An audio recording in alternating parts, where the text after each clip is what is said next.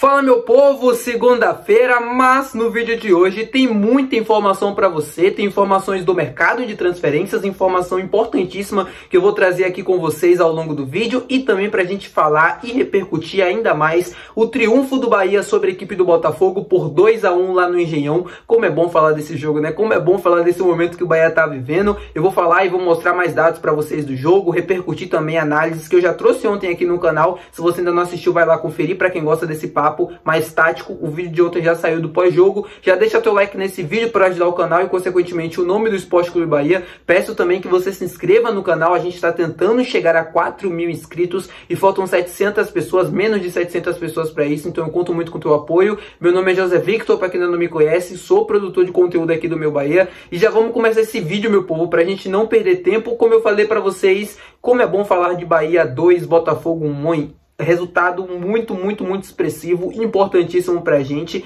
E depois que esse resultado passa, depois que o jogo passa, e aí a gente consegue ter acesso aos números do jogo, do momento, da campanha do Bahia também, fica mais fácil entender o porquê dessa equipe tá vivendo esse momento tão importante, tão bom assim, obviamente refletindo no trabalho que o próprio Rogério Ceni vem fazendo.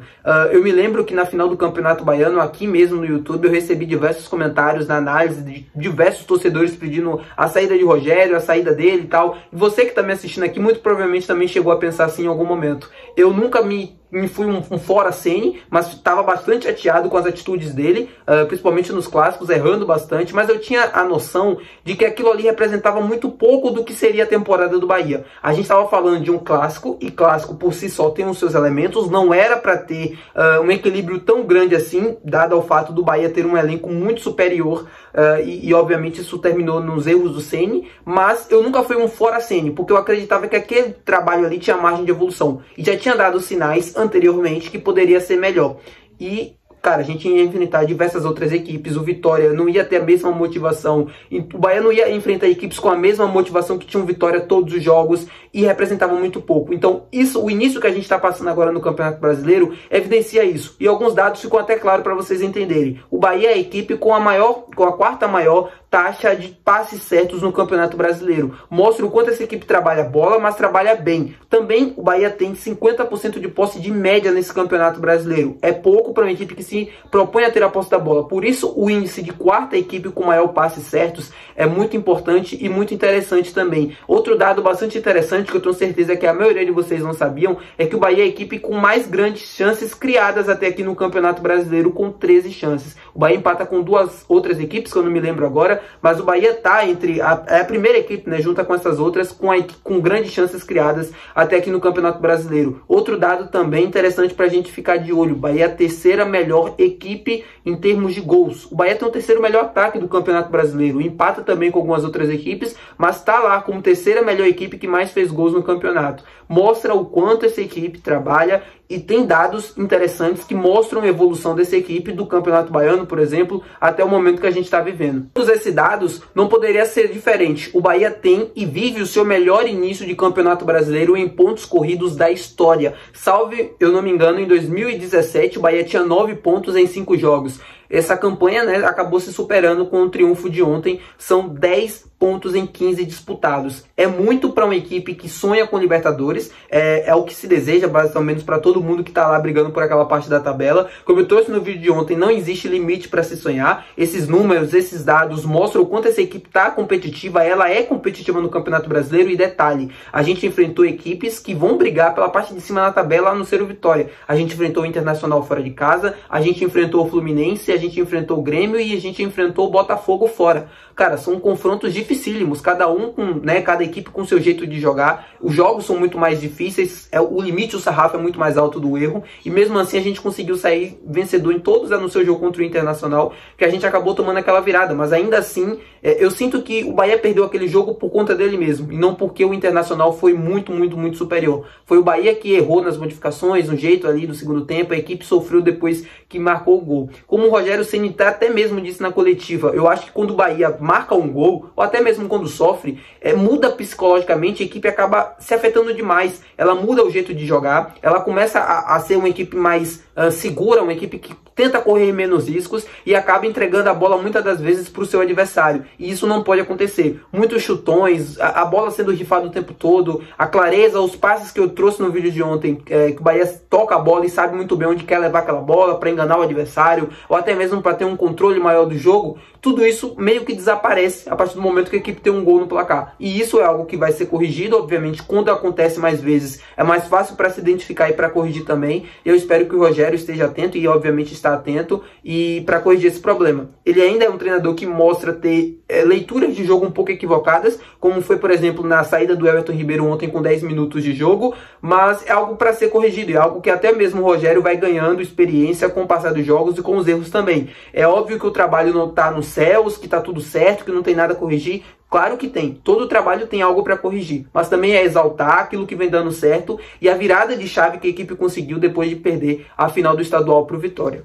Bom, agora vamos falar sobre a janela de transferências, um assunto que eu sei que vocês gostam bastante, até porque o Darino Senna, um radialista, um jornalista, né, com muita credibilidade, trouxe uma informação muito interessante no vídeo de hoje que eu queria trazer e comentar aqui com vocês. O Darino Senna disse que o Bahia deve, na segunda janela agora de julho, incorporar de 3 a 4 atletas dentro do elenco, dentro do plantel.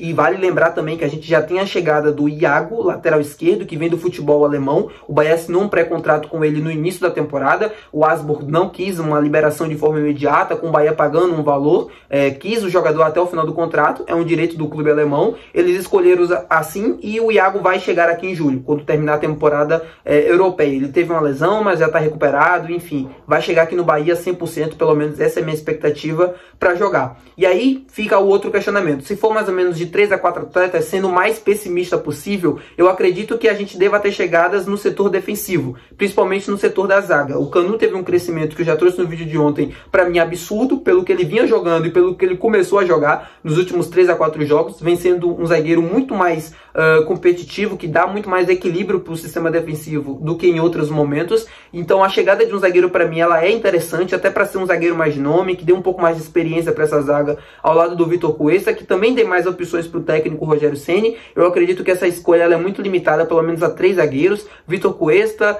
Gabriel Xavier e Canu. O David Duarte para mim ainda não tem condições de ser titular, e o Marcos Vitor também ainda precisa evoluir, crescer, amadurecer um pouquinho mais, e não tem para mim nesse momento condições de ser titular da equipe. Então até uma chegada de mais um zagueiro mais competitivo, com mais qualidade técnica também, até para jogar e para construir, seria interessante. A lateral esquerda, com a chegada do Iago, eu acredito que a gente deva ter apenas 2 jogadores, né, o Iago e o Luciano Juba. Então eu não acredito que chegaria um lateral esquerdo. O setor do meio de campo, acredito que já esteja preenchido, e aí vai a informação que eu queria trazer para vocês. Eu acredito e eu acho que desses atletas que devem chegar, obviamente o zagueiro e também o setor de ataque. A gente tem hoje um setor com algumas opções. O Ratão para as beiradas, o Ratão, Biel e o Ademir. E para centroavante a gente tem o Everaldo e o Estupiñán, mais o Tassiano, que é um meio campista, mas que joga como centroavante no elenco atual. A chegada de um ponta e de um extremo, para mim, de um lado oposto, por exemplo, do Biel. O Biel é esquerdo, a gente tem Ratão e Biel. No lado direito a gente tem apenas o Ademir e o Everaldo, que às vezes cai por aquele lado. Eu acho que a chegada de um atleta que não seja titular, ou que tenha uma expectativa de ser titular, aconteça naquele lado do campo, no setor de ataque. Eu ainda vou buscar as informações, ainda vou checar, ainda vou tentar consultar minhas fontes, mas eu acredito que seja isso, o jogador de ataque. Justamente caindo pelas beiradas, é algo que o Bahia não tem, um jogador que construa assim como o Biel, ou até tentar um substituto para o Cauli no meio da temporada em julho. Lembrando, a gente está no futebol europeu, na janela, né, tem a condição de trazer jogadores do futebol europeu que se aproximam e se assemelham muito mais às características que o Cauli tem. Aqui no Brasil é muito escasso a gente tentar procurar um substituto para ele, e seria muito caro também. Até visando assim, um jogador na Europa, assim como ele, que veio mais ou menos com status de desconhecido. Obviamente o Grupo City tem um sistema de scout muito grande de jogadores, um banco de dados. Eu já expliquei isso aqui diversas vezes para vocês, e acho que poderia chegar também. É um pedido, eu sei que é difícil você tentar encontrar um substituto para o Cauli, mas eu não descartaria. Mas eu acredito que desses 3 a 4 atletas, com toda a certeza do mundo, um zagueiro deve pintar no CT Evaristo de Macedo em julho. Por tudo que a gente já viu, pela busca do Bahia em alguns outros momentos, A chegada de mais um lateral esquerdo eu não acho que vai acontecer, porque o Juba vem trabalhando pelo menos até o momento como lateral esquerdo durante toda a temporada. Eu não acho que drasticamente ele vai voltar a treinar como atacante, é a minha opinião. Pode ser que aconteça, mas eu não acredito de verdade. O próprio Rogério já falou diversas vezes que ele vem treinando como lateral, que ele vem treinando na pré-temporada, ele também treinou como lateral esquerdo, ele vem evoluindo no seu jogo, e isso é importante também, que faz a gente entender que não precisa, além da chegada do Iago, de mais um lateral esquerdo. Ficaria um cobertor curto, porque qualquer lesão a gente voltaria a ter o Luciano Juba, e depois, se ele não tiver em condições, ter que improvisar alguém, mas eu acredito que isso não vai acontecer. Além de tudo isso que eu falei para vocês, tem uma posição também que eu acho que pode ganhar reforço, que é o primeiro volante. O Bahia tem apenas o Rezende e mais ninguém. O Acevedo vai voltar, mas ainda vai voltar de uma cirurgia bastante séria. Eu não sei se teria condições, num primeiro momento, de disputar a titularidade. Ele apenas ficaria ali para ganhar minutos, sem essa expectativa. Então a chegada de um primeiro volante, não com condições de ser titular, mas que briga ali pela posição com o Caio Alexandre, com o Rezende, eu acho até que poderia ser interessante. Um jogador que soubesse construir, assim como o Caio Alexandre, né, o mesmo ritmo de jogo, mas que tivesse também como marcação um dos seus pontos fortes. É algo que o Rezende tem, por exemplo, mas ele não constrói. O Acevedo se aproxima muito mais disso do que o Rezende. É um jogador que tem um passe mais refinado, com mais qualidade, e que também ajuda na marcação, é um pitbull mesmo, como a gente fala no futebol. Agora eu quero que você comente aqui embaixo quais posições, jogadores que vocês trariam para essa janela de julho, que deve se abrir, como eu já falei para vocês, e o próprio Darino Sena trouxe a informação, o Bahia deve se reforçar, tá bom, meu povo? Muito obrigado por assistir o vídeo até aqui. Se você curtiu, não se esquece de deixar o teu gostei, não se esquece de se inscrever também, e até amanhã, terça-feira, que a gente deve ter mais um conteúdo aqui para vocês no início da noite, entre 6h30, 7h30, por aí. Hoje o vídeo foi um pouco mais tarde, mas amanhã não deve ser, tá bom? Valeu, meu povo!